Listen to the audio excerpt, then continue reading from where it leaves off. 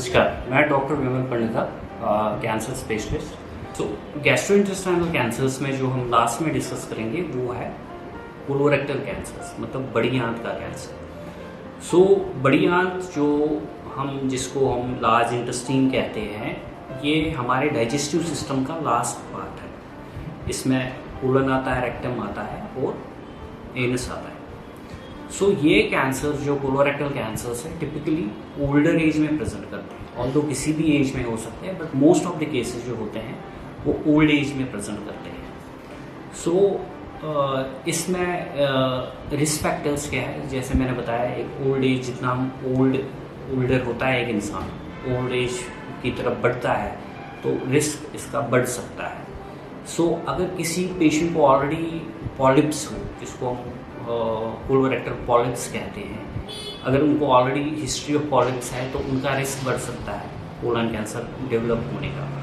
बहुत सारे जो एक कॉमन प्रॉब्लम है, इसको हम इन्फ्लेमेटरी बाउल डिजीज़ कहते हैं, जिसमें अल्सरेटिव कोलाइटिस और क्रोन्स डिजीज़ आता है। जिनको भी ये प्रॉब्लम्स है उनका थोड़ा रिस्क जनरल पॉपुलेशन से बढ़ जाता है फ्यूचर में कोलन कैंसर डेवलप होने का। सो फिर कुछ इनहेरिटेड सिंड्रोम्स होते हैं जिसकी वजह से ये हो सकता है, जिसमें फैमिलियल पॉलिपोसिस कैंसर होता है, या HNPCC नॉन पॉलिपोसिस कैंसर होता है। जिनको भी ये इनहेरिटेड सिंड्रोम्स हैं उनका रिस्क कोलन कैंसर का बढ़ जाता है। अब अगर किसी को स्ट्रॉन्ग फैमिली हिस्ट्री है, मतलब बहुत सारे जनरेशन्स में ये कोलन कैंसर, रेक्टल कैंसर की हिस्ट्री है, उनका भी रिस्क थोड़ा बढ़ जाता है। और वो पेशेंट्स या वो पॉपुलेशन, जनरली वो पॉपुलेशन जो लो फाइबर हाई फैट डाइट्स का सेवन करते हैं रेगुलरली, उसमें भी पाया गया है कि ऐसे पेशेंट्स में रिस्क, ऐसी पॉपुलेशन में कोलन कैंसर डेवलप होने का रिस्क बढ़ जाता है। और अगर आप ओबीस हैं या अल्कोहल का सेवन करते हैं तो इससे भी कोलन कैंसर का रिस्क बढ़ जाता है। तो कोलन कैंसर बेसिकली टिपिकली एक बिनाइन पॉलिप होता है, छोटा सा फोड़ा आ गया है कोलन के, जो यूजुअली सिम्टोमेटिक नहीं होता है, मतलब उससे कोई सिम्टम नहीं आते, बट बेसिकली डेवलप उसी से होता है, पॉलिप से ही होता है, जो आगे जाके फिर कैंसर बनता है। तो इसको हम डायग्नोज कैसे करते हैं, तो जब भी फिर पहले सिम्टम्स क्या है इसके, कैसे पेशेंट को क्या फील होगा जब ये कैंसर डेवलप होता है। सबसे इम्पॉर्टेंट जो है उसको हम चेंज इन बाउल हैबिट्स बोलते हैं।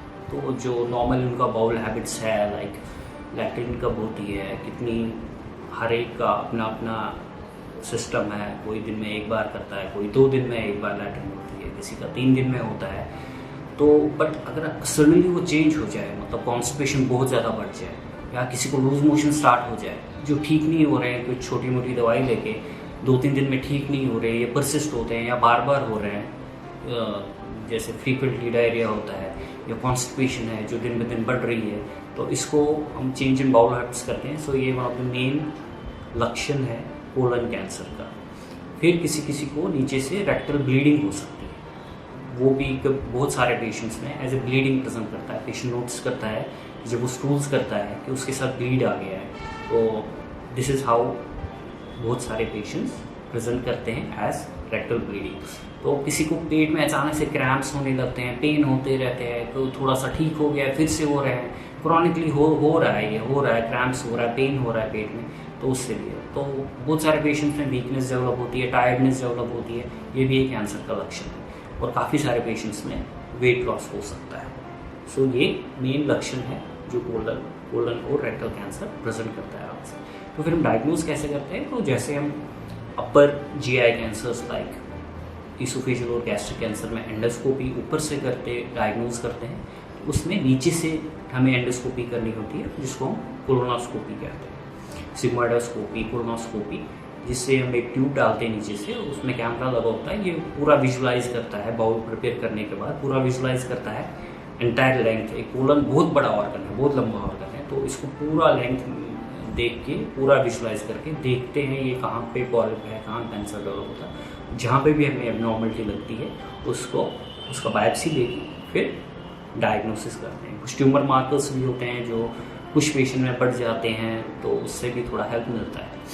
फिर स्टेज होता है कि कहाँ पे फैला है, लोकल भी और डिस्टेंट भी, तो उसमें MRI आता है, उसमें PET CT आता है, उसमें CT स्कैन आता है। ये यूजुअली पेट के अंदर ही दूसरी जगह पे फैल सकता है, अपनी जगह से निकलने के बाद ये लिवर में जा सकते हैं, लंग्स में जा सकते हैं, कहीं और ऑर्गन्स में भी जाता है, बट मेनली पहले अपने दूसरी ऑर्गन्स ऑफ स्टोमक, ये जो है एब्डोमेन के दूसरे ऑर्गन्स में जाता है।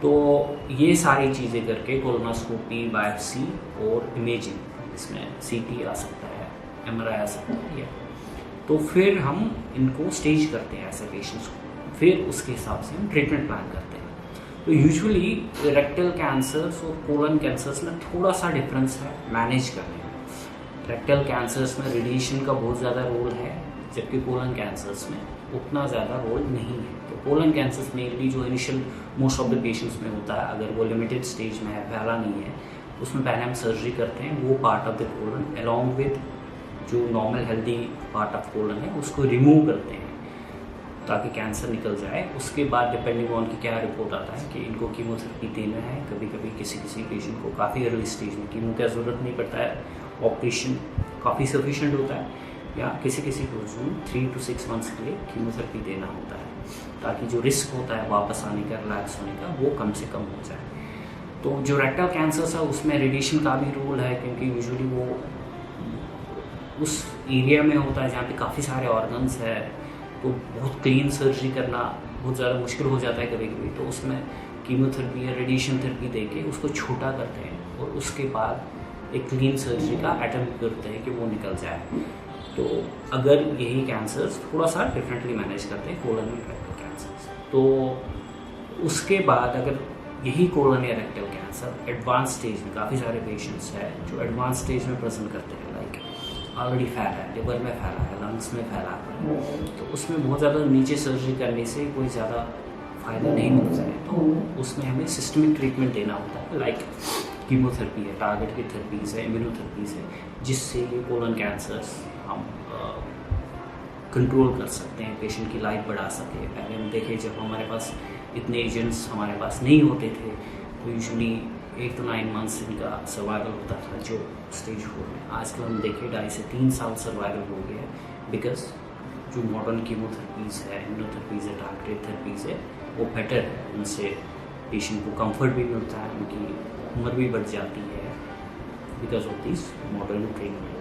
तो बेटर ये है कि जैसे ही आपको लग रहा है कोई सिम्टम्स ऐसे आ रहे हैं जो मैंने ऑलरेडी डिस्क्राइब किए, वो जल्दी से अपने डॉक्टर के पास जाएं, उनको बता दें कि ये ठीक नहीं हो रहे हैं, बढ़ रहे हैं, तो उसमें चांस होता है कि हम अर्लियर स्टेज में प्रेजेंट करें, अर्लियर स्टेज में हम डिटेक्ट करें, डायग्नोज करें, और फिर जब प्रॉपर ट्रीटमेंट हो जाए तो वो उसमें पूरा लाइफ लॉन्ग ठीक होने के चांसेस बहुत ज़्यादा होते हैं और आप क्योर हो सकते हैं कोलन या रेक्टल कैंसर से।